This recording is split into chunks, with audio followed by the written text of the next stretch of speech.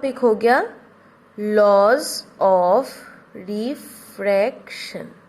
ये सब क्लास 8 में शायद तुम लोगों ने पढ़ा है, फिर भी लॉज ऑफ रिफ्लेक्शन। पहला वाला लॉ रिफ्लेक्शन की तरह ही है कि आपका ये रिफ्रैक्टेड रे, इंसिडेंट रे, नॉर्मल रे और रिफ्रैक्टेड रे, इस रे को क्या बोलते हैं? रिफ्रैक्टेड रे, इस वाले को इंसिडेंट रे। तो ये तीनों एक ही पॉइंट पे, एक ही प्लेन पे आना है। तो क्या है इसका? Incident ray, refracted ray and normal ray should lie in the same plane. ठीक है, ये कॉमन है पहले की तरह ही। दूसरा वाला हमारा चेंज हो जाता है। दूसरा वाला क्या है? दूसरे वाले लॉ को हम लोग स्नेल्स लॉ से भी जानते हैं। और स्नेल्स लॉ क्या बताता है कि एंगल आई का साइन फंक्शन और आर का साइन फंक्शन का रेशियो जो है वो एक कांस्टेंट है। स्नेल्स लॉ क्या बोलता है? Sine of angle of incidence and sine of angle of refraction, ये दोनों का रेशियो कांस्टेंट है। तो इसको हम लोग ऐसे भी बोल सकते हैं, the ratio of sine of angle of incidence to the sine of angle of refraction is constant। ठीक है, क्लियर? तो ये दो हो गया angle of laws of refraction. और ये साइन क्या है? ये सब आप लोग मैथ्स में पढ़ोगे, ट्रिगोनोमेट्री के चैप्टर में। क्लियर? अगर वहां पे आपको समझ नहीं आता तो मैं यहाँ पे समझा के दूंगी। अभी बस ये यहाँ पे याद रखना है कि साइन और ये इन सब का वैल्यूज न्यूमेरिकल्स करते वक्त आपको डायरेक्टली दिया हुआ रहेगा। क्लियर? अभी देखो, ये स्नेल्स लॉ का जो कांस्टेंट है, इसी कांस्टेंट को हम लोग रिफ्रैक्टिव इंडेक्स भी बोल सकते हैं। This ratio sine i by sine r, इसको मैं अभी एक सिंपल से एग्जाम्पल से बताती हूँ।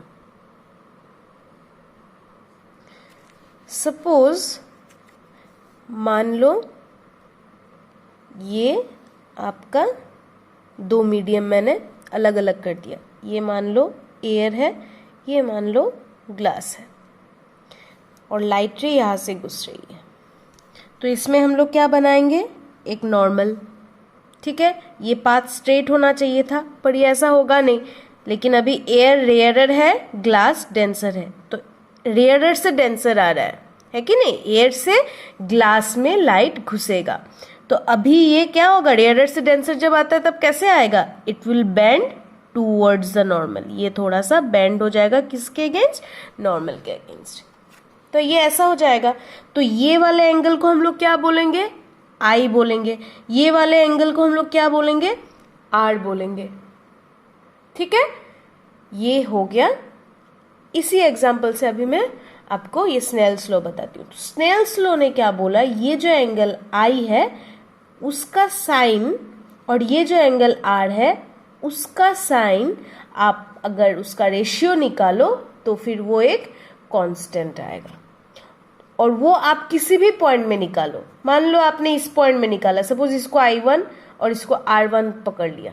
ठीक है, इस वाले पॉइंट में आपने दूसरा एक रे लिया, उसको आपने I2 R2 पकड़ लिया। इस वाले पॉइंट में I3 R3 पकड़ लिया। तो जहां भी आप जाओगे ना, sign I1 by sine R1 या फिर sign I2 by sine R2, जहां भी ये प्लेन में कोई से भी पॉइंट में भी आप अगर इस रेशियो को निकालोगे आपको सेम कांस्टेंट हर चीज के लिए मिलेगा, हर रेशियोज के लिए मिलेगा। क्लियर? तो ये रहा हमारा स्नेल्स लॉ, और इसी sine i by sine of r को हम लोग रिफ्रैक्टिव इंडेक्स भी बोल सकते हैं, जिसको हम लोग डिनोट करते हैं एन से, या फिर बुक में म्यू से भी मिल सकता है। क्लियर?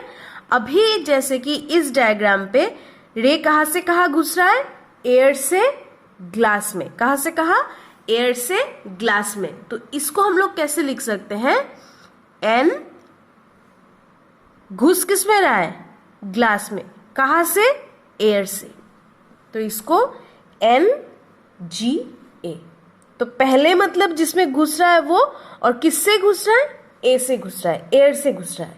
ये डिनोशन बहुत इंपॉर्टेंट है, अच्छे से सुनो। एयर से ग्लास में जब घुसेगा तब कैसे देंगे? एयर से ग्लास में। ठीक है? जैसे कि अभी मैं बोलूं कि एयर से वाटर में घुस रहा है लाइट, तो कैसे लिखोगे? एन पहले वाटर फिर एयर। क्लियर? इसका और एक डेफिनेशन रिफ्रैक्टिव इंडेक्स का आप लोग को मिल जाएगा। सपोज एयर में स्पीड ऑफ लाइट का वैल्यू c1 है, और ग्लास में स्पीड ऑफ लाइट का वैल्यू c2 है। दोनों में सेम तो होगा नहीं, एयर का पार्टिकल्स दूर दूर है, स्पीड ज्यादा होगा, ग्लास का पार्टिकल्स पास है, स्पीड कम होगा। अभी डायमंड में अगर ले लो, वो और भी ज्यादा स्पीड कम होगा, क्योंकि diamond is much denser then glass.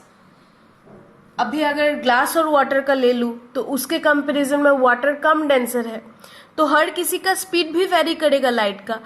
तो ये तो एक फॉर्मूला हो गया कि sine i by sine r को हम लोग क्या लिख सकते हैं? कांस्टेंट लिख सकते हैं, जिसको हम लोग एन से डिनोट कर सकते हैं। एन ग्लास में घुस रहा है, कहां से? एयर से, ये लिख सकते हैं। और एक फॉर्मूला हो गया क्या?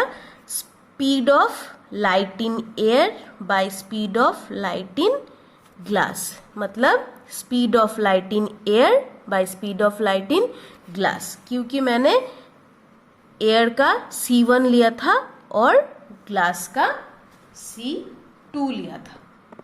क्लियर? तो ये एक फॉर्मूला हमें मिल गया। ठीक है? अभी देखो, तुम लोग ऐसा सोच सकते हो कि रिफ्रैक्टिव इंडेक्स ही क्यों? हम लोग ये पढ़ रहे हैं, यहाँ पे रिफ्रैक्टिव इंडेक्स